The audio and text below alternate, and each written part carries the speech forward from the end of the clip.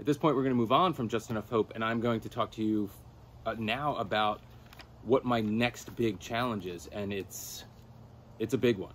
And today, I wanted to make this video today because it is 50 days from when I'm going to start this challenge, and 100 days from when I finish it.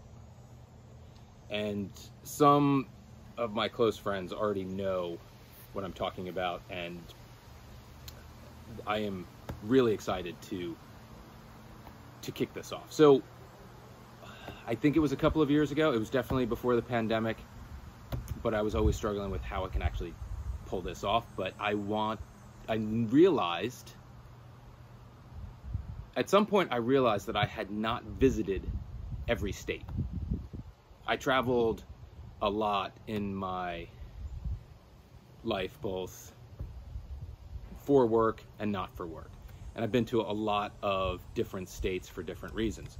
But there were a few that I had not checked off on that list. Alaska being probably the most notable. I've already been to Hawaii, but there were 10 or 12, depending on my definition of been there. And my definition is spent the night, so you've overnighted.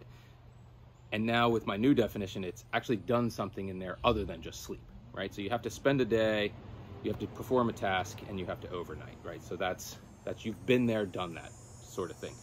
So what I'm planning on doing, starting on the 1st of September in Anchorage, Alaska, I will be riding a bicycle 50 miles in each state in 50 consecutive days. And of course, because it's 50, it's known as the 50-50-50. And because I turned 50 this year, I'm doing it in my 50th year. So why do it? Well, selfishly, I wanted to, right? Like, there's that. But then also, I wanted to share with people just how warm and inviting the cycling community can be. And at times people will think, oh, you know, they'll associate road cyclists, mountain bikers with being somewhat of an insider's club only. And that's quite possibly true. But my personal experience, having lived in different areas of in the country, that you get to meet others by the Kevin Bacon effect, right? So you're 6 degrees separated, and you can go pretty much anywhere and find a ride, whether it's an established group ride, or you can find some friends that know friends, or friends of friends of friends, and you can get a ride in, right? So there's that. So I'm really looking forward to reuniting with some long lost friends, meeting some new friends along the way, and connecting with friends of friends of friends. And no matter who you talk to in the cycling community, every place is going to tell you that their place is the best place to ride. And they are probably right, but then I'm going to compare each and every place on a few measurable, although, you know, they will be subjective points, right? So I'm going to go and do those rides. I'm also, part of the cycling world is there's a bikes and beers, right? They go together. And especially where you ride, there are different breweries, there are different types of social drinking components to cycling. And I have a list of the 50 best breweries as rated by a magazine.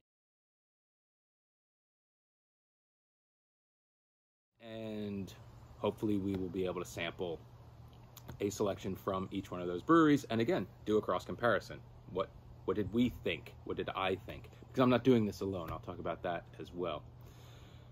We'll also discuss what road trip rules are, right? There are some distinct like if you're going solo, you're in charge of everything. But if you have co-pilots, like what are your co-pilots supposed to be doing? How do you interact? Like, you know, who's in charge of what? How do you split the drive time? We'll also talk about food and fuel stops. What are the good ones? What are the bad ones? Because again, this is going to be do a ride, stay in that place, or, you know, stay in that place, do a ride, and then transfer to the next state. So, you know, I have 50 consecutive days to do a ride and a sleep in a particular place. Talk about some of that. And then the main reason as to why I wanted to produce these videos was not everybody's going to be able to do that, right? Not everybody has the luxury of being able to take, and I'm sorry, but the sun has just come out in force and it is now hot and humid, so a little bit of sweat happening here. Not everyone will be able to do that. Not everyone has the luxury to take 50 days off and pursue this challenge, right? So starting in Alaska, zigging and zagging across the United States, and ending in Hawaii, which also happens to be my wife's birthday on the very last day. So talk about numerical symmetry. And that was kind of intentional, but not really. The route, the start dates, it really came down to the United States is massive, and the temperature swings and the weather patterns and just being able to squeeze in a ride in each of the states in 50 consecutive days just backed into it. So that's a different conversation. That will be highlighted when I do the final video in Hawaii. So again, not everyone can do it, whether it's for family and work commitments, right? Like being able to leave your family for 50 days, like that's a big ask. I'm very fortunate to have my family structure the way that it is, and I'm able to do it. I think they're actually looking forward to me being gone for, well, I'll be back here partway through, and I'll share those maps with you as well.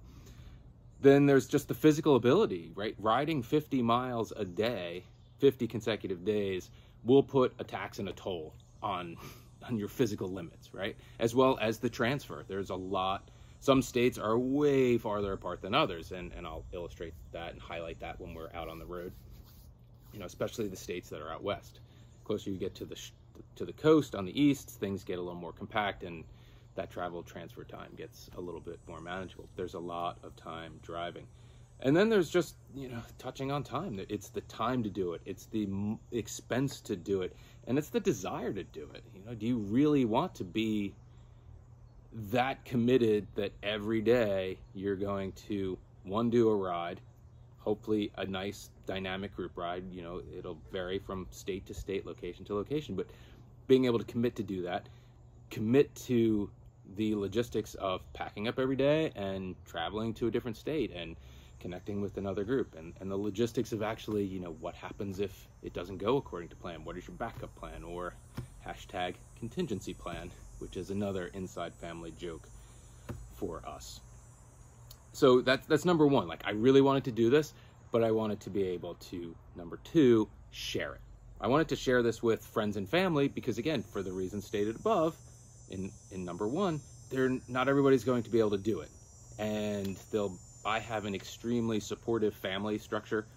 Both, you know, we talked about some of those structures, whether they're my direct family, my extended family, my participant, you know, my hobby activity families, right? They're very supportive of what I'm chasing here. So I wanted to make sure that I was able to share my experiences as I went around.